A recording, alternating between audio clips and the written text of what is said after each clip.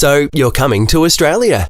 Well, here are a few simple tips that will make your trip easier and safer. Buckle up, let's go!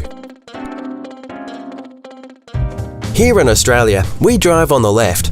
That means if you're used to driving on the right-hand side, everything is going to be reversed for you. A useful guide is that the driver should be closest to the centre line. If there is a passenger seat between you and the centre of a two-way street, pull over and reorient yourself. There are many animals here living in their natural habitat. At times, they can be a hazard and you need to be careful. If you are put in a dangerous situation where a collision with the animal is inevitable, your first reaction may be to swerve to avoid it. In this instance, it is best to stay on the same line and to slow down. It's best to avoid travelling at night in rural areas, so be sure to arrive at your evening destination before dusk. You might like to download the free Campermate app for iPhone and Android that will help you find campsites, accommodation, petrol stations, free Wi-Fi, dump points, supermarkets, and pretty much everything you need when you're on the road. Now also with free offline maps. If you were planning on taking some back roads, there are a number of potential hazards that you must be aware of, in addition to animals. Road conditions can vary greatly in rural areas, and you need to take caution and adjust your driving based on the conditions. If you find yourself on a road that you're not comfortable on, such as a gravel, dusty or muddy road, adjust your speed accordingly and stay alert for hazards. Road restrictions do apply for some vehicles and will restrict what types of roads you can drive on. Check with branch staff where you are hiring the vehicle to see what restrictions apply to your vehicle. If you do find yourself lost, it's vital that you remain calm so you can think clearly about alerting searches. If you find yourself in this position, the 4 basic rules of survival are: do not leave your vehicle, stay in the shade, conserve water, prepare adequate signals or signs. If you require emergency assistance, the number in Australia for police, fire or ambulance is 000. Most road signs in Australia are self-explanatory, although they might differ slightly from state to state. Generally, they'll look like this: stop, give way. You must stop the vehicle and give way to traffic. The speed limit for cars in suitable conditions.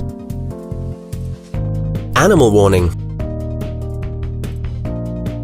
This sign indicates an upcoming roundabout.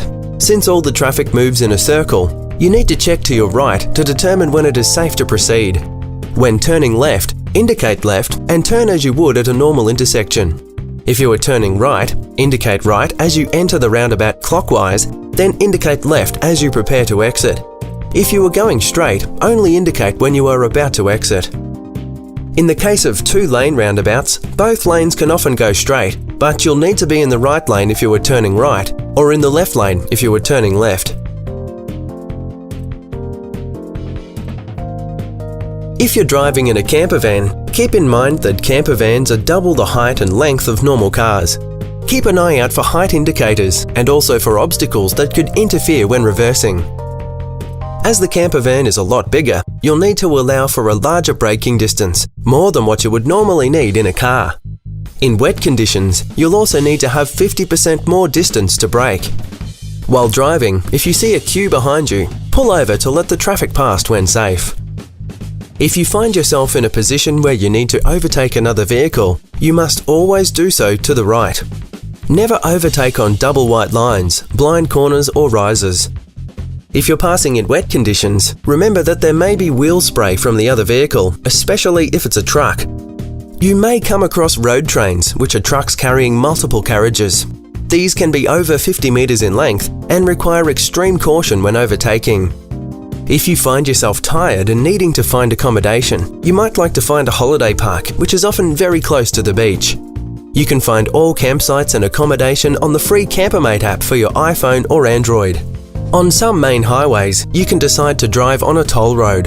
This often saves time but does cost money. This fee can be paid within 48 hours, either on the website or by phone. The details are signposted before entering. That's mostly it. Don't forget to stop every now and then to enjoy the scenery.